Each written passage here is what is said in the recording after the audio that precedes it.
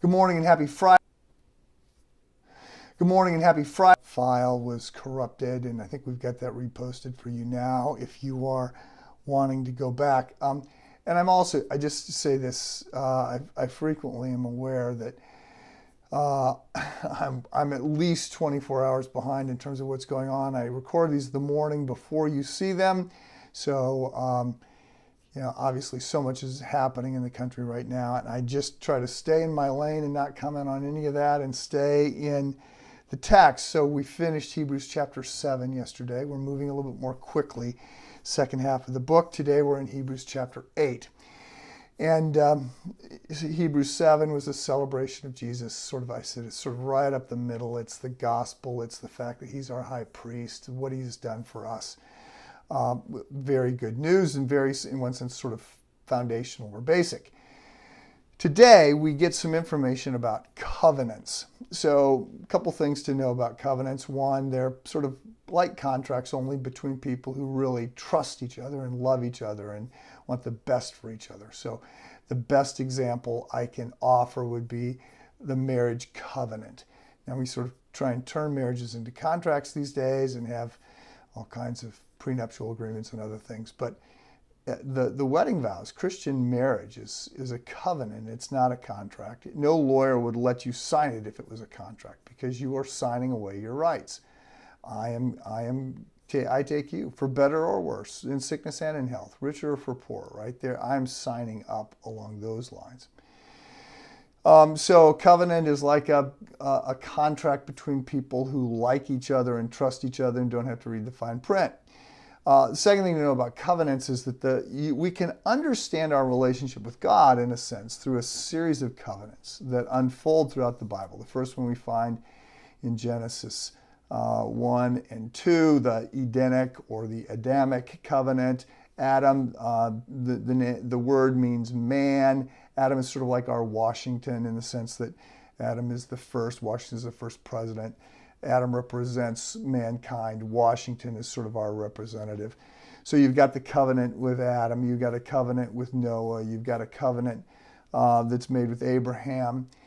Genesis 12, you've got a covenant then with Moses, the covenant of the law. Then you get the covenant with with David.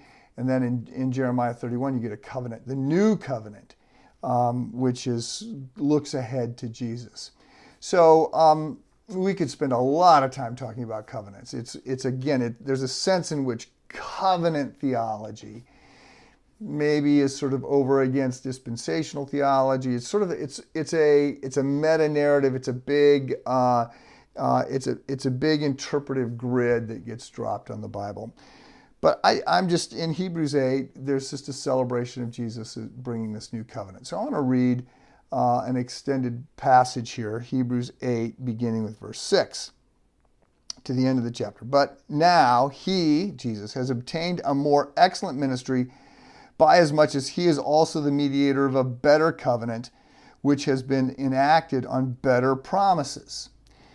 For if that first covenant had been faultless, there would have been no occasion sought for a second covenant. Okay, so the problems have not actually been with the covenants as much as they have been with us, our inability to sort of keep the covenant. For finding fault with them, he says, and now we get this extended quote out of Jeremiah 31. So I'm reading out of Hebrews 8, verse 8, but it's actually a quote out of Jeremiah 31. Behold, days are coming, says the Lord, looking ahead, when I will effect a new covenant. This is what Jesus is going to bring with the house of Israel and the house of Judah. Not like the old covenant which I made with their fathers on the day when I took them by the hand and led them out of the land of Egypt. Okay, that was the covenant with Moses. For they did not continue in my covenant. I did not care for them, says the Lord. For this is the covenant that I will make with the house of Israel. After those days, says the Lord, I will put my laws into their minds. I will write them upon their hearts. And I will be their God, and they shall be my people. And they shall not teach everyone his fellow citizen and everyone his brother, saying, know the Lord. For all shall know me, from the least until the greatest of them. For I will be merciful to their iniquities and will remember their sins no more.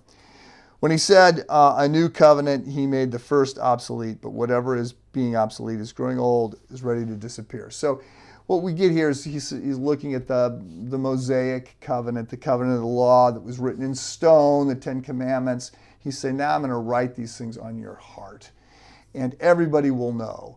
Now we can deny God, and that's obvious. We can harden our heart, and Paul writes about that in Romans 1:18. And Christians can harden their heart and not hear from God and not be sensitive to sin. So we've got to guard our hearts, but he's going to write on our hearts, and that's what we're after. So look, worst situation is you got a bad contract and a bad lawyer.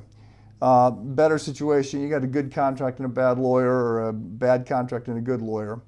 What we hear here in Hebrews 8 is that we have a good contract and a good lawyer, Jesus, who negotiated a new covenant for us.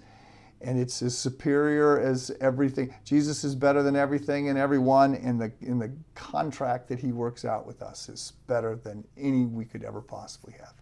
Be encouraged. Have a good weekend.